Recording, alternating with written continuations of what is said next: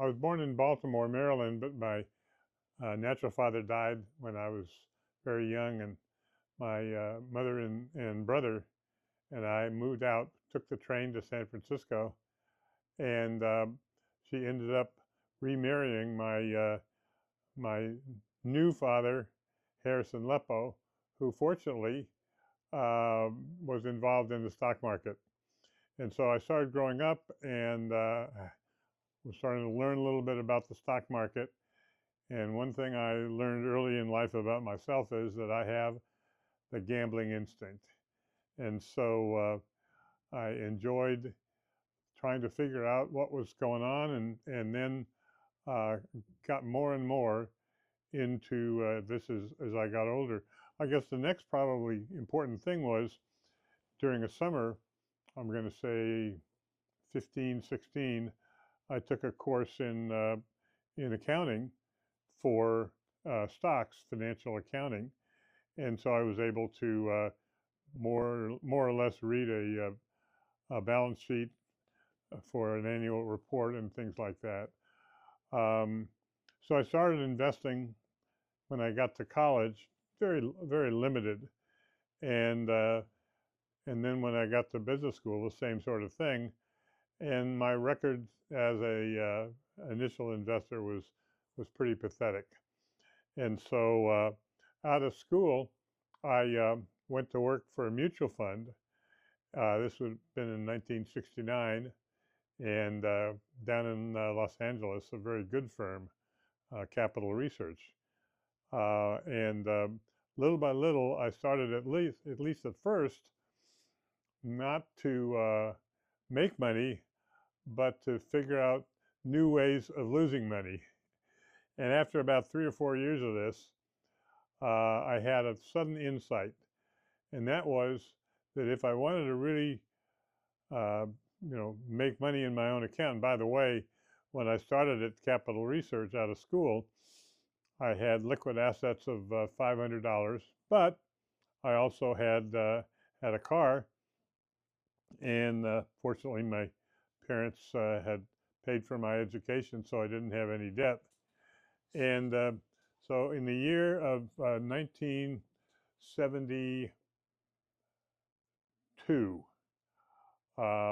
which was a very good year for the market, I came up with a first way of making money that I decided to do. And we had an ability to get trying to remember what the name of it was, but it was I think it was from the Standard and Poor's. They had various companies would send their report, and so every day there'd be new reports that I could read and very quickly scan to see what this particular stock was doing. And what I said I'm going to look for is stocks that are the price is going up very strongly, and that I thought had good potential to grow. And I came up with a stock in the laser business called Speculator, and the stock went up significantly after about 6 months. Then I switched to another stock, which was also Action Industries, was doing well, and you had a bull market as well, as I said, 1972, and I had saved $10,000 at the start of the year, and I turned it up 10 times, so it went from 10,000 to 100,000. The first of what I call my Leppo surges. So I've said, hey, I've got this nailed, and so we get into 1973.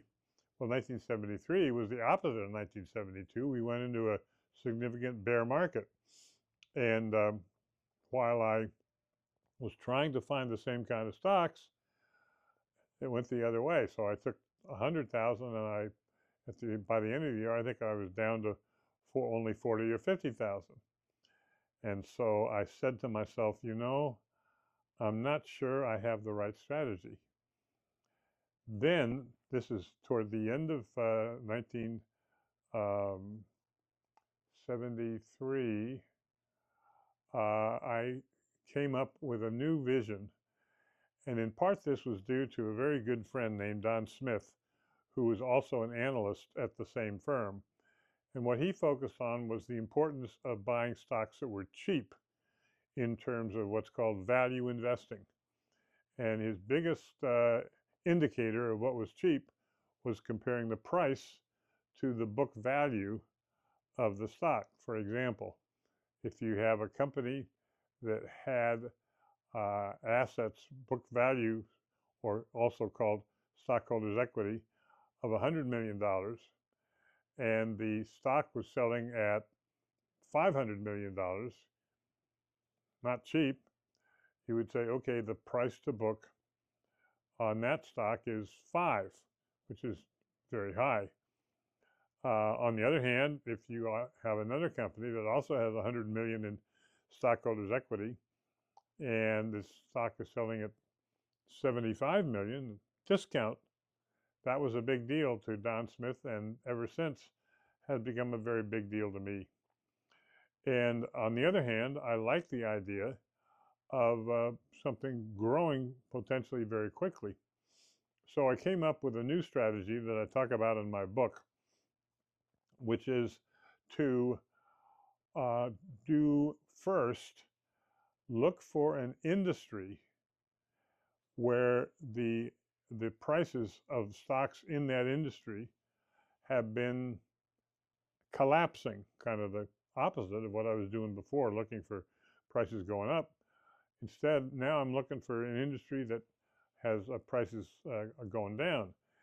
And now we're in early 1975, I believe, right at the end of a bear market, and also at a time when Nixon had put price controls on.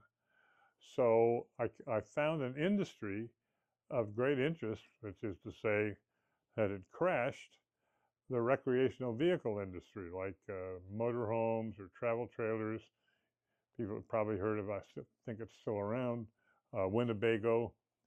And then having found that industry, the next question was, okay,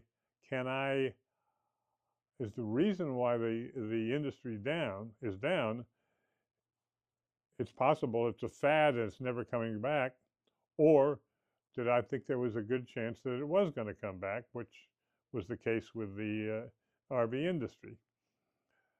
Next step is look at the stocks that were publicly traded in that industry and look for the stock that, despite the tough times in that industry, is doing relatively well. And by relatively well, I mean if the whole industry was losing money and the stock that I found was almost breaking even, that would be an example of the kind of stock I was looking for.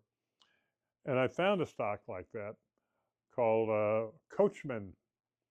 And Coachman at the time was selling it at $5 a share. And because I was working for a mutual fund, I was able to call him up and go visit him in Indiana. And so I did that and really liked what I heard from the management. And at that time, what was neat about this kind of tactic on my part was that because I was talking about an industry that was not doing well, and I went to see the company, they were kind of shell-shocked because they might have some analyst or some investor who had bought the stock at 15 and here it was at 5. And so, a lot of unhappy investors. Whereas when I went in there, what I would say to them was, I'm so impressed with the job you're doing, given how bad the industry is, why the average stock in your industry is losing X amount of money, and you're almost breaking even, or whatever it would be. And so those were examples of where I got a benefit because the management that I'd be talking to, whether it was the chief financial officer or the CEO, would say almost kind of like, well, gee, we're doing our best and then somebody noticed, right? And of course, that also made them be very comfortable in having a good conversation with me. I would tend to get more information than I otherwise would. The interesting thing about this tactic was you can't do it anymore. This was before the age of insider information. So today, just as an example, I use a very different uh, tactics. I almost never talk to management, but on the other hand, and I'm sure we'll get into this more, there is an enormous amount of easily accessible information on the internet now. And so I can use the same sort of tactics, but without spending as much time going across the country and so on and so forth.